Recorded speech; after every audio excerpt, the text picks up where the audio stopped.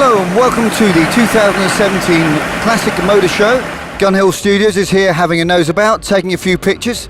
More importantly, we're going to catch up with Ant and Mike and find out all the great news about wheeler dealers. Hello, welcome back again to the NEC, and great to see you here working your off once again. So chuffed with how well your show's being received. So the big changes to wheeler dealers. We came back, obviously, there was a lot of nervous people out there about what would happen, and a lot of people thinking it was doomed for failure because we were changing something, but because wheeler dealers stayed true to the ethos of what the show's all about, and it's not about the two people presenting it, it's about the cars.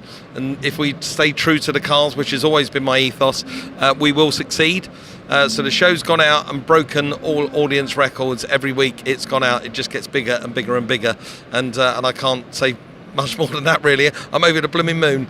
Oh, it's fantastic, and it proves it's the right format when it works global and travels everywhere. Of course it does. It's a big risk to take. If you're going to change a show in one way, and it's only a presenter change, there's always that risk that people are going to turn off. And as we know on the internet, it's been quite a lot of vitriol around wheeler dealers and the fact that Mr. China had left the series, but that was his decision alone, and he went.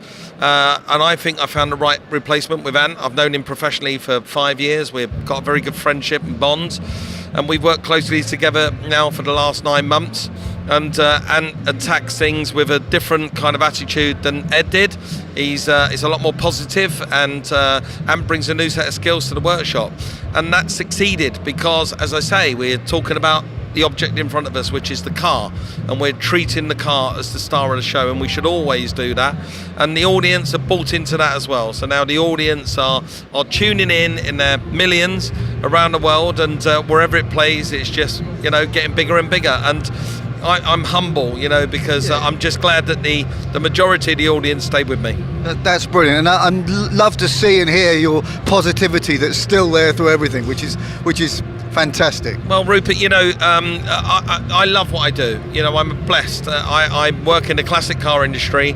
I restore cars. I'm a genuine car dealer. I'm a genuine car guy. If you cut me in half, nuts, bolts and oil fall out. This is what I do. I'm very passionate about it. I'm very passionate about delivering a message about what I know and my knowledge and the things that I've learned over the years. And I get a vehicle to tell that, and that's the show Wheeler Dealers. And I've got this amazing life that I can do that, and I can get people that tune into it and also get something out of it. When is the show airing here? We're really excited about the show airing here. It's January the 1st, so it's New Year's Day. Hopefully you'll be nursing a hangover, Rupert. And we expect you to be on the couch with the remote control in your hand, 9 o'clock on Discovery Channel. The new series is back. We got a run of 8 shows to start with. Then there's a small break, and then there's going to be another 8.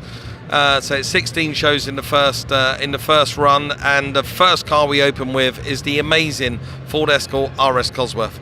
And it's going to be a special longer show, the first one, isn't it? Yeah, it's a 10-minute extended version, and that is because we get thrown a curveball halfway through making the show, like you do in the restoration world. You're halfway through restoring a car and something goes wrong or something happens, and you have to address it.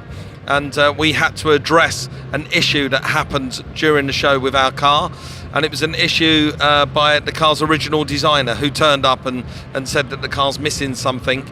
So we decided to complete his vision and his dream. Fantastic. Looking forward to seeing it.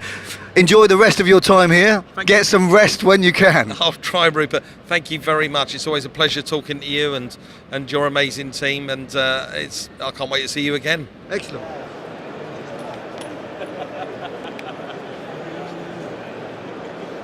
Hey, how you doing, Rupert? Hanging in there. I guess you're very jet lagged. I landed from America on Tuesday. Discovery had us working all day Wednesday. Then we were up here Thursday, also working, shooting some new stuff. And I feel like my legs are numb, my eyes are wanting to close, but I'm at a car show and I'm on pure adrenaline. That's great, isn't it? And it's great. Doing the thing you love gives you that extra power, doesn't it? It does. I'm really, really lucky. I pinch myself every day. I go into the workshop. I spend time in California, and I'm doing something that I'm truly passionate about. In fact, I'm trying to still work out what a catch is. I'm being paid to work on cars. Doesn't make sense. That's fantastic, but it's the greatest gift in life, is finding out what you want to do and ending up doing it. Well, yeah, if you can make your hobby your job, you've cracked it. And that's my advice to anybody out there. find out what you love to do first, especially if you're young and you still want to have a chance of doing something. Find something you just love doing and go and do that for a job. If you can do that, you've cracked life.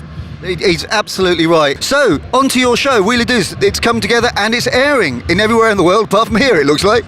That means it's a bit awkward. The fact is, it has gone out in America first. This is absolutely out of Mike and my control. We don't have any say on it. Sure. It comes out in the UK New Year's Day, January 1st, on Discovery at 9 p.m. It's been really well received. I've joined a really big established format. That brings with it big expectations, big pressure, big boots to fill. But we have smashed audience records. Our show is now beating previous shows. The viewers speak volumes. The feedback, we've had a big U-turn. People were worried though. They were worried that the show wasn't going to be true to Wheeler Dealers, and it was important to Mike and I that it had that Wheeler Dealer DNA. And we've also, I think, grown on that. We've added more technical content, more workshop time. It's more about the cars. The premiere is an extended episode as well, so it's the longest Wheeler Dealer show ever. Plus, we do the most requested Wheeler Dealer car ever, the Ford Escort RS Cosworth. And on top of that, we do a complete world first in it. So, this is a car show for car fans, made by car fans. And my hope is that people watch it, make a decision. And if you're a car fan, I think you're really going to enjoy it. When something upgrades, there's always an element of fear, but if it comes together, which it sounds like it has, especially with your viewing figures, then there's no downside. Well, think about it. How many shows, and if you can name some other shows, how many shows have been on TV for 13 years and still are growing? Sure. I mean, think about big shows like Bang Goes the Theory or The It Crowd or Friends. Shows generally get to a point and it's 6, 7, 8 years and they start to wane. But to be able to reinvent a show as well, and I talk about Bake Off.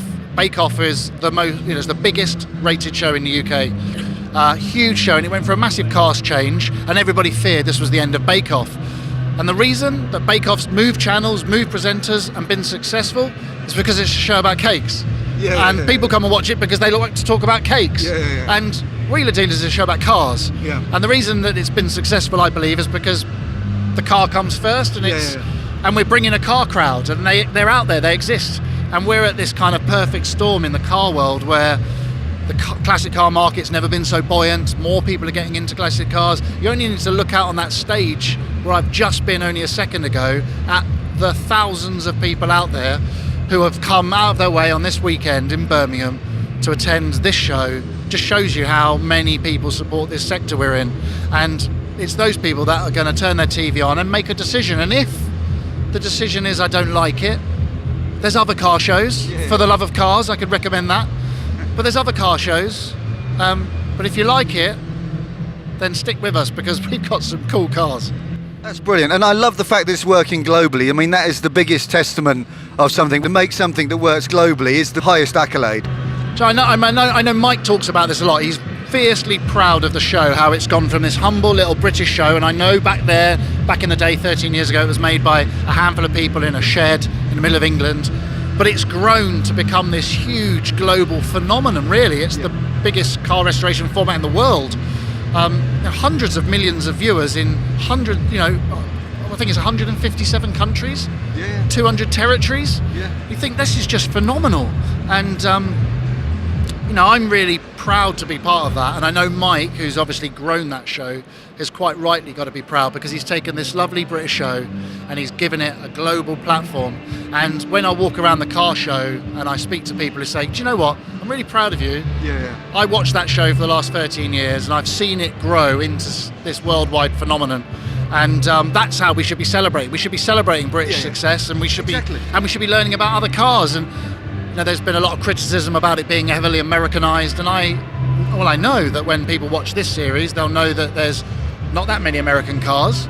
There's no fake Jeopardy. There's none of that kind of yeehaw, high-fiving nonsense. This is a British car show by two British guys talking about cars from all over the world.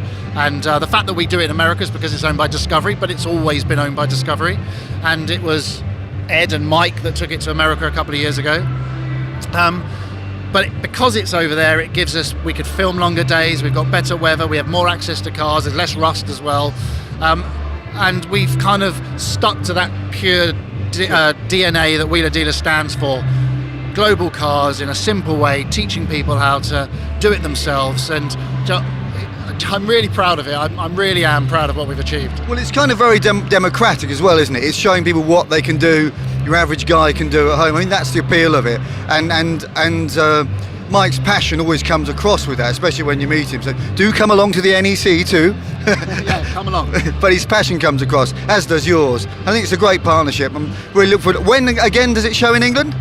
So the show's going to be out in the UK on New Year's Day, January the 1st on Discovery Channel, and I believe it's 9 p.m. But what a better way to shake off the Christmas hangover, the New Year's Eve celebrations, than sit down on the sofa and watch a British icon, the Ford Escort RS Cosworth, as our opening show. Plus it's a longer version, so you've got an excuse to kick your friends out that aren't car fans. I was just going to say I'll put my VCR on, but I think that rather shows my age, doesn't it? Oh, what? yeah. It reminds me of the old Ariston advert. Oh, yeah. Well, great talking to you. I'll let you get on. I know you've got loads to do before you're allowed any sleep. It's a tough show, this one, but it is absolutely brilliant. I think this is either my 4th or 5th year hosting on stage here, and it just gets bigger and bigger. I believe this is the biggest indoor car show in Europe now. Sure. And I think we've got sort of 90,000 people. Yeah. And you can see it. It's absolutely rammed. But everyone's talking about Wheeler Dealers. Because the truth is that a lot of people have illegally watched it online. Yeah. And I'm not condoning that. But if you were one of those people, watch it again so we get some ratings on January 1st, please. Yeah. That's always an issue, isn't it? Anyway, great talking to you. Rupert, as ever, thank you very much, and I need to go and do some work. Go for it.